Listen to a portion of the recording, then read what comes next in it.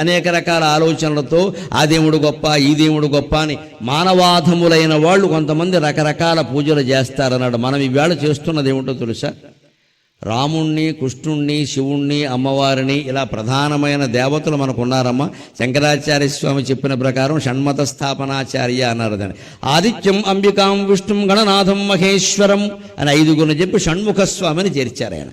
అంచేత శివ కుటుంబంలో 4 మనకి శివుడు, పార్వతి, కుమారస్వామి, గణపతి. విష్ణువు అంటే విష్ణువు కుటుంబం అంతా వచ్చినట్టే. ఆ పైన సూర్యుడు. ఈ 6 ప్రధాన దేవతలుగా చెప్పారు మన హిందూ ధర్మంలో. పండుగలు కూడా సాధారణంగా వీళ్ళకి సంబంధించి ఉంటాయి. ఇవాళ మీకు జరుగుతున్న చూడండి, ఆ స్థాయి దేవతల్ని పూజించినా పర్వాలేదు, కానీ వీళ్ళందరికంటే ఎక్కువగా నవగ్రహారాధన ఎక్కువైపోయింది. శనికో పూజ, యముడికో పూజ, పైగా చిత్రగుప్తుడి పూజలు కూడా మొదలైపోయాయి విచిత్రంగా.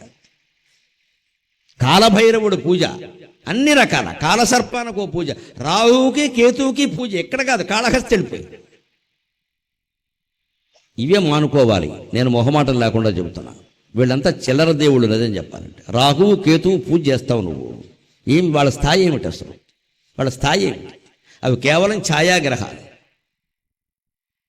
భూమి నీడ అడ్డం వస్తే గ్రహణం రోజున కనిపించే నీడనే ఛాయ అంటారు. ఆ ఛాయనే ఛాయాగ్రహం అంటారు. అదో దేవత కాదు, నువ్వు పూజ చేసి ఉపయోగం లేదు అక్కడ. కానీ మనకు ఆ భయం బాగా పడు. రాహుదోషం పట్టింది, కేతుదోషం పట్టింది అనగానే అంటే ఎవడు పట్టుకుంటే వాడు కాకపట్టాడు. ముందు ఈ బలహీనతను పోగొట్టుకోవాలి. అన్నింటికీ మన ఇలవేలుపైనటువంటి దైవాన్ని ఇంట్లో పెట్టుకుని ఆరాధిస్తున్నాం కదా. ఈ నవగ్రహాలు మన్నేం చేస్తాయండి?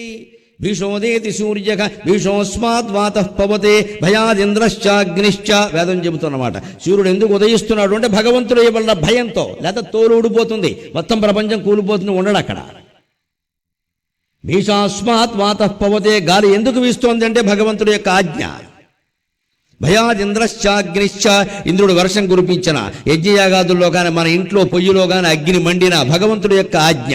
ఆ నిర్మలమైన పరాత్మ తేజాన్ని, భగవంతుడిని, పరాపర శక్తిని నమ్ముకోవడం మానేసి మనం ఈయనకో పూజ, ఆయనకో పూజ, ఇంకా పక్కన పూజ. ఎవరికి ఈ మతంలో కుదరకపోతే ఎవడో మోకాల మీద నూనె రాయగానే ఎక్కడికో వెళ్ళి ఇంకో పూజ మొదలెట్టేశాను ఇక్కడ. పోనీ మన మతంలో ఉన్న దేవతలు 100 మందిని మార్చినా పర్వాలేదు, ఇది కూడా మానేసి మొత్తం అక్కడికి వెళ్ళిపోయాం. దీనివల్ల పనిగా దానివల్ల డాక్టర్లు మార్చినట్టే, యాక్టర్లు మార్చినట్టే. ఇది దాన్నే రామదాసు వ్యతిరేకిస్తున్నాడు. రాముడు కాబట్టి నువ్వు కృష్ణుడు అర్చించినా నష్టమేం లేదమ్మా, దాని గురించి కాదు ఇక్కడ.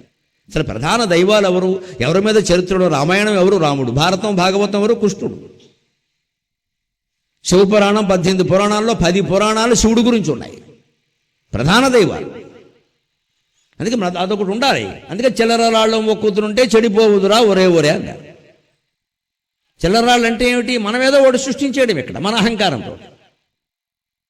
పైగా నవగ్రహాలకి అంత భయపడాల్సిన పని. ఇప్పుడు ప్రతి గుళ్ళో గర్భగుడి కంటే ముందు నవగ్రహాలు కట్టేస్తున్నారు ఇక్కడ. ఎందుకంటే కట్టకపోతే ఎవడు గుళ్ళోకి రారండి, భయం. వాస్తవం జరుగుతున్నది. ముందు నవగ్రహాలు కట్టేస్తున్నారు. అక్కడి నుంచి మళ్ళీ సెంటిమెంట్ ఎలా తయారైంది? ముందు వీళ్ళకి దండం పెట్టాలంటే వాళ్ళకి గవర్నమెంట్ ఆఫీసా?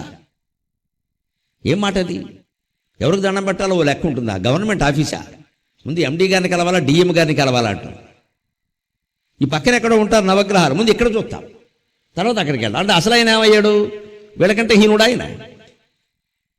ఇంత చేస్తే ఈ నవగ్రహాలన్నీ ఎలా ఉంటాయి? సుప్రభాతంలో చెబుతారు, వెంకటేశ్వర సుప్రభాతంలో. సూర్యేందు భౌమ బుధ వాక్పతి కావ్య సౌరి స్వర్భానుకేతు విషత్ పరిషత్ ప్రధానాక త్వద్దాసదాస చ రమావతి దాసదాసాక శ్రీ వెంకటాచలపతే తవ సుప్రభాతం.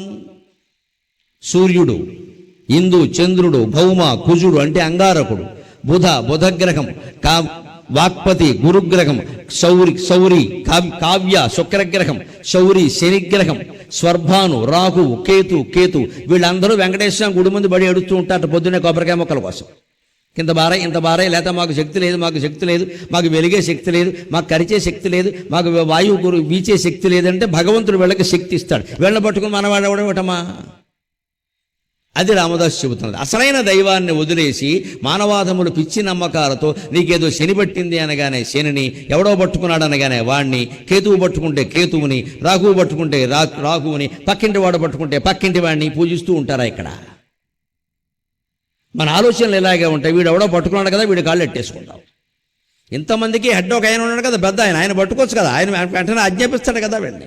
అసలు ఒక సంస్థ ఏదైనా ఉందండి, అందులో ఎండి గారు పెద్ద ఆయన ఉన్నాడు, ఆయన మనకు బాగా పరిచయం ఉంటే గుమస్తా కడుతూ మనకేం పని అంటే నేరుగా ఆయన దగ్గరికి వెళతాం. ఆయన చెప్తే వీళ్ళు చేయరా? ఆ నమ్మకం ఉండాలి. ఒక రాష్ట్రానికి ఒక అధిపతి అన్నట్టే, ఓ జిల్లాకు అధిపతి అన్నట్టే, ఓ దేశానికి అధిపతి అన్నట్టే అనంతకోటి బ్రహ్మాండాలకి అధిపతి రామచంద్రమూర్తి. అంతే. ఆయన్ని ఆశ్రయించండి, అన్ని కష్టాలు తీరతాయని చెప్పాడు. చక్కెరమాని వేముదిల జాలిన ఎట్టుల మనవాధముల్ పెక్కురు బక్క దైవముల వేమరుగుల్చెదరు అట్లుగాదయా మ్రొక్కిన నీకు మ్రొక్కవలే మోక్షము సంగిన నీవయీవలెన్ తక్కిన మాటలేమిటికి దశరథి కరుణాపయోనిధి.